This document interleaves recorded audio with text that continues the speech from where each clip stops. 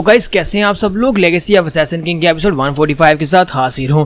तो इस एपिसोड की शुरुआत में दिखाते हैं कि मास्टर होंग सांजा जो कि माउंट हुआ सेक्टर के सेक्टर लीडर होते हैं और उनका वाइस सेक्टर लीडर दोनों जो होते हैं वो इस वक्त उस जगह के ऊपर आते हैं जहां पर मीटिंग पॉइंट होता है। और जो मीटिंग पॉइंट जो होता है और इसका अरेंजमेंट गोंग जैची ने करवाया होता है। तो वहां पर आने के बाद से कहते हैं कि तुमने इस जगह के ऊपर हमें क्यों बुलाया है। तो वो कहता है कि मेरे पास यहाँ पर हड़बड़ी में और ज्यादा जगह नहीं थी, मैं इसी तरह सेफ जगह के ऊपर आपको नहीं बुला सकता था। गोंग जैची उनसे कहता है कि यही जगह सबसे ज्यादा प्रॉपर थी, इसी वजह से मैंने आपको इस जगह के ऊपर बुलाया और साथ ही उस गेस्ट को भी इस जगह के ऊपर इनवाइट किया है जिसके साथ आप यहाँ पर डील करने वाले हैं। तो वहां पर उसने कुछ अगरबत्तियां और साथ में फ्रेग्रेंस वगैरह रखी होती है जिनकी खुशबू आ रही होती है। तो उस खुशबू को सूंघने के बाद मास्टर होंग सांजा उसे कहते हैं ये खुशबू बहुत ज्यादा अच्छी है, क्या तुम्हारे पास यहाँ पर इस तरह की और ज्यादा खुशबू है। तो वो कहता है हाँ मेरे पास यहाँ पर मेरी गाड़ी में पड़ी हुई है, अगर आप चाहें तो मैं आपको कुछ साशे भिजवा सकता हूँ और कुछ परफ्यूम की डब्बियां आपके पास भिजवा सकता हूँ। तो वो लोग कहते हैं चलो कोई बात नहीं, ये जगह इतनी बुरी नहीं है, वैसे भी हम लोग यहाँ पर डील करने के लिए आए हैं तो डील खत्म हो जाएगी और उसके बाद हम लोग चले जाएंगे। और साथ ही वो से कहता है कि हम लोग यहाँ पर तुम्हारे साथ और भी बिजनेस करना चाहेंगे। क्योंकि गोंग जैची जो होता है वो अंदर अंदर वहां पर सोच रहा होता है कि हालांकि ये एक मार्शल आर्टिस्ट है लेकिन किसी भी एंगल से इसके अंदर मार्शल आर्ट्स वैसी कोई बात ही नहीं है, यानी कि बिल्कुल भी डिसेंट नहीं है।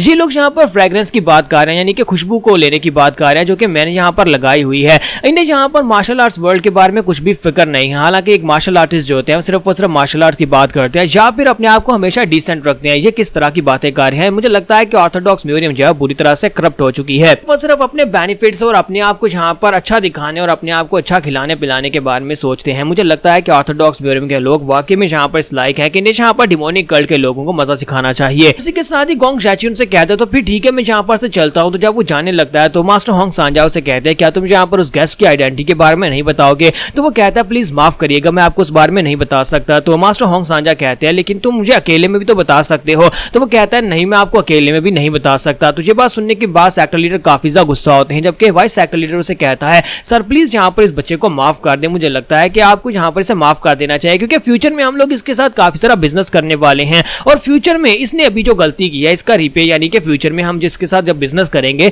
तब ये इसकी कीमत चुका देगा, यानी कि हम लोग इससे हिसाब बराबर कर लेंगे। क्या ऐसी ही बात है ना। वो यहाँ पर गोंग जैची की तरफ देखकर बात करता है तो गोंग जैची सोच रहा होता है कि ये कमीने लोग खुद से यहाँ पर मेरी बात को गलती बना रहे हैं और खुद से यहाँ पर मुझसे रिपेमेंट मांग रहे हैं। इसका मतलब यह है कि वाकई में इनका बर्बाद होना तो लिखा हुआ है कि ऑर्थोडॉक्स म्यूजियम पूरी तरह से करप्ट हो चुकी है। तो गोंग जैची वहां पर उनकी हाँ में हाँ मिला देता है क्योंकि उसे अच्छी तरह से पता है कि अब जाके हाजिन यहाँ पर आ चुका है, इन सभी लोगों का खेल तो वैसे ही यहाँ पर खत्म होने वाला है। तो वो उनसे कह देता है ठीक है जैसा आप कहते हैं मैं वैसे आपको रिपे कर दूंगा और इसी के साथ ही वहां पर से बाहर आ जाता है। तो यहीं पर से बिल्डिंग के बाहर का सीन दिखाते हैं कि मास्टर होंग सांजा यानी माउंट हुआ सेक्टर के सेक्टर लीडर अपनी आर्मी की एक टुकड़ी को लेकर आए होते हैं जो कि उनकी बेस्ट ऑफ द बेस्ट होती है, जो कि प्लम ब्लॉसम स्वर्ड आर्मी होती है। और वो लोग जो होते हैं बाहर पहरा दे रहे होते हैं। इसी के साथ ही कार्ड वहां पर रुकती है, हमारा हाजिन वहां पर उतरता है और कहता है कि देखो तो जरा ये अपने साथ यहाँ पर आर्मी की स्क्वाड लेकर आया है। मुझे लगा ही था कि यहाँ पर ये अकेले बिल्कुल भी नहीं आएगा, इसमें यहाँ पर काफी ज्यादा मजा आने वाला है। लेकिन इसने यहाँ पर अपनी बेस्ट टुकड़ी को यहाँ पर लेकर आ गया। इसका मतलब यह है कि अगर इस वक्त कोई माउंट हुआ सेक्टर के ऊपर अटैक करता है तो उनकी प्रोटेक्शन हाफ हो चुकी है, जिसकी वजह से माउंट हुआ के ऊपर अटैक करना बहुत ज्यादा आसान हो जाएगा। हमारा खाजिन जो होता है ये सारी बातें सोचने के बाद वहां पर उन सोल्जर्स के सामने खड़े होकर कह देता है कि चलो ये बात तो ठीक है कि एक सेक्टर लीडर जो है उसे यहाँ पर गलती के साथ सेक्टर लीडर बना दिया गया, लेकिन कम से कम उसके पास इतना दिमाग तो होना चाहिए कि वो यहाँ पर अपनी आधी मिलिट्री फोर्स को यहाँ पर लेकर आ गया। तो ये बात सुनते ही वहां पर सामने से जो कैप्टन होता है आर्मी का वो कहता है तुमने अभी भी यहाँ पर क्या कहा। लेकिन हमारा डोंग पिल उसकी बात को इग्नोर करते हुए कहता है कि जाओ अंदर जाकर बताओ कि जिस गेस्ट से वो मिलना चाहते हैं वो आ चुका है। लेकिन वो जो कैप्टन होता है वो उसकी बात को इग्नोर करते हुए कहता है कि मैंने यहाँ पर इससे पूछा है इसने यहाँ पर अभी भी क्या कहा। तुम्हारा डोंग पिल कहता है कि मैं दोबारा अपनी बात को दोहरा रहा हूँ और तीसरी बार नहीं कहूंगा, जाओ अंदर जाकर बताओ कि तुम्हारा गेस्ट आ चुका है। लेकिन इसी के साथ ही कैप्टन कहता है कोचमैन तुम अपनी बकवास बंद करो, चुप रहो। और इसी के साथ ही वो कहता है कि जब तक तुम यहाँ पर हमें ये नहीं बताते कि तुमने अभी भी यहाँ पर क्या कहा तब तक हम तुम्हें बिल्कुल भी अंदर जाने नहीं देंगे, क्योंकि तुमने यहाँ पर क्लियरली जो बात कही है उससे हमारे सेक्टर लीडर यानी माउंट हुआ के सेक्टर लीडर की इंसल्ट हुई है। हम तुम्हें अंदर जाने नहीं दे सकते जब तक तुम हमसे सॉरी नहीं कहते। तो हमारा डोंग पिल कहता है चलो ये तो अच्छी बात है। और इसी के साथ ही वो डोंग पिल से कहता है चलो चलते हैं। और वो लोग वहां से पीछे मुड़ जाते हैं और उनसे कहते हैं हम लोग यहाँ पर किस बात की माफी मांगे, जाओ जाकर अपने मास्टर से कहना कि किसी एक बकवास सोल्जर की वजह से हम लोग यहाँ पर से वापस जा रहे हैं जिसने दरवाजे के ऊपर हमें अच्छे से ग्रीट नहीं किया।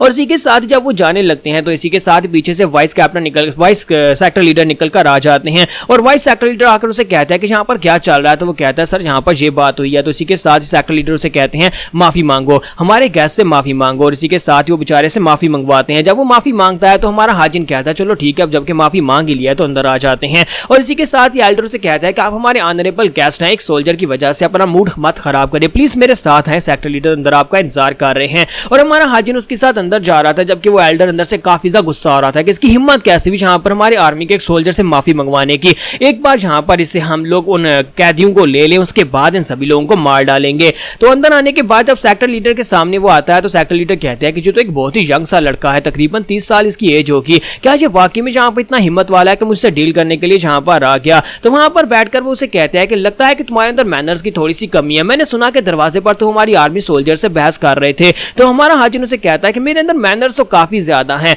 पर तुम्हारे सोल्जर ने आगे से बकवास की जिसकी वजह से मुझे यहाँ पर इस तरह बात करनी पड़ी और मेरा मूड खराब हो गया है। अब जबकि मैं जहाँ पर तुम्हारे साथ डील करने के लिए आया तो जल्दी से अपनी डील को खत्म करते हैं और जहाँ पर से निकलते हैं। सेक्टर लीडर उसे कहता है कि तुम यहाँ पर मेरे सामने भी इसी तरह से बात कर रहे हो जिस तरह तुमने वहां पर गार्ड के सामने बात किया है, तुम्हारी आइडेंटिटी है क्या? तुम्हारा हाजिन कहता है कि तुम्हें ये जानने की जरूरत नहीं है, चलो डील की बात करते हैं। मैं तुम्हें जहाँ पर जो चीज देने के लिए आया हूँ वो देता हूँ और जहाँ पर अपनी पेमेंट लेकर निकलता हूँ। तो माउंट हुआ सेक्टर लीडर से कहता है क्या तुमने क्या कहा कि तुम्हें पेमेंट चाहिए? तो हाजिन कहता है तुम्हें क्या लगा था कि मैं जहाँ पर तुम्हें फ्री में वो बंदी देने वाला हूँ? मैंने जहाँ पर स्टील ब्लड फोर्ट्रेस की मिस्ट्रेस और साथ में उसके गार्ड को किडनैप किया है। उसका गार्ड तो चलो तुम्हारे लिए बेकार है, लेकिन मिस्ट्रेस तुम्हारे लिए काफी ज्यादा काम किया और उसके बदले में तुम्हें जहाँ पर पेमेंट तो देनी पड़ेगी। तो सेक्टर लीडर जो होता है उसकी बात सुनने के बाद आगे से अपनी पावर्स को थोड़ा सा रिलीज करते हैं और उसे कहता है कि तुम तो जहाँ पर उन्हें मुझे देने के लिए आए थे, यानी कि तुम हैंड ओवर करने के लिए आए थे। तुम्हारा हाजिन कहता है क्या तुम्हें डील का मतलब नहीं पता? डील में एक तरफ से चीज दी जाती है और दूसरी तरफ से ली जाती है। और सेक्टर लीडर इस बात से और भी ज्यादा गुस्सा हो जाते हैं और हमारे हाजिन के ऊपर प्रेशर डालने की कोशिश करते हैं। अपनी पावर्स को रिलीज करते हुए कहते हैं मैं 9 सेक्टर्स का सेक्टर लीडर हूं, माउंट हुआ का सेक्टर लीडर। तुम जहां पर उन कैदियों को मुझे हैंड ओवर करने के लिए आए हो, ना कि जहां पर उन कैदियों के बदले मुझसे कुछ डिमांड करने के लिए आए हो। लगता है कि तुम अपनी औकात भूल रहे हो। तुम्हारा हाजिन उसके सामने बैठे बैठे बिल्कुल हिलता भी नहीं, यानी उसके ऊपर कोई प्रेशर नहीं पड़ रहा होता। तो वो उसे कहता है मुझे लगता है कि तुम अपनी औकात भूल रहे हो। और इसी के साथ ही सेक्टर लीडर वहीं पर शांत होकर बैठ जाता है क्योंकि उसे भी इस बात से झटका लगता है। ऊपर से बाहर का सीन दिखाता है जहां पर हमारा डोंगपिल जो होता है कार्ड पर पहरा दे रहा होता है। तो वो गार्ड जो होता है फिर से वहां पर बकवास करना शुरू कर देता है और वो उसकी तरफ देखकर कहता है कि तुम जहां पर अपनी आंखें बंद करके इस तरह से कैसे बैठ सकते हो? हाँ शिव, तुम्हारे देखकर पता चल रहा है कि तुम्हारे पास तलवार है, तुम्हें जहां पर थोड़ी सी तलवारबाजी सिखाई गई है, लेकिन एक कोचमैन को जहां पर तलवारबाजी सिखाना, मुझे नहीं लगता कि तुम्हारे मास्टर ने तुम्हारे साथ कोई अच्छा किया है। लगता है कि तुम्हारे मास्टर के पास काफी सारा पैसा होगा जिसकी वजह से तुम्हारे मास्टर ने तुम्हारे जैसे एक 3rd रेट के मार्शल आर्टिस्ट को भी एक बहुत ही कमाल की तलवार दे दी है। ऐसी तलवार तुम्हारे हाथ में देना ये तो तलवार की इंसल्ट है। तुम्हारे डोंगपिल उनकी बातें सुनने के बाद सोच रहा था कि ये क्या बकवास किए जा रहे हैं। पहले इन्होंने यहाँ पर यंग मास्टर के साथ बदतमीजी की और अब यहाँ पर मेरे साथ बदतमीजी कर रहे हैं, जबकि मैं इनसे कुछ कह भी नहीं रहा, मैं चुपचाप बैठा हुआ हूँ। लगता है कि ऑर्थोडॉक्स के कमीने लोग ऐसे ही होते हैं। इससे तो हम लोग डिमोनिक कल्ट के लोग ज्यादा अच्छे हैं। हम लोग कम से कम चलते हुए किसी के पिछवाड़े में अपनी उंगली तो नहीं डालते। तुम्हारा डोंगपिल वहां पर उसे कोई जवाब नहीं देता तो वो गुस्सा हो जाता और कहता है कि इस कमीने की हिम्मत कैसे भी आगे से कुछ बोल नहीं रहा। इसका एटीट्यूड का मतलब क्या है? क्या ये कहना चाहता है कि मैं इससे बात करने के लायक भी नहीं हूँ? और इसी के साथ ही उसे कहता है कि मैं यहाँ पर तुम्हें एक एडवाइस देना चाहूंगा। हम लोग जिस म्यूरियम वर्ल्ड के अंदर रह रहे हैं, इस मार्शल आर्ट्स की दुनिया में तुम्हारे और हमारे जैसे लोगों की कोई वैल्यू नहीं होती, लेकिन अगर हम लोग अपने आप को इवॉल्व नहीं करते और वक्त के मुताबिक अपने आप को नहीं डालते तो हम लोग जो है वो मारे जाएंगे। तुम इसी तरह का एटीट्यूड रखोगे तो इस दुनिया में पता भी नहीं चलेगा कब तुम किसके हाथों मारे गए और गायब हो जाओगे, यानी इस दुनिया से गायब हो जाओगे। अब वहां पर डोंगपिल को एडवाइसेस दे रहे होते हैं। इसी के साथ हमारी मिस रिन जो होती है अंदर से बाहर निकलती है और कहती है कि देखो तो जरा यहाँ पर कुएं में बैठे हुए मेंढक जो हैं वो आसमान पर उड़ने वाले स्वान को मशवरे दे रहे हैं। तो डोंगपिल उसे कहता है कि मिस रिन आप यहाँ पर बाहर क्यों आई? तो उससे कहती है कि मैं यहाँ पर तुम्हारी इंसल्ट को और ज्यादा बर्दाश्त नहीं कर सकती।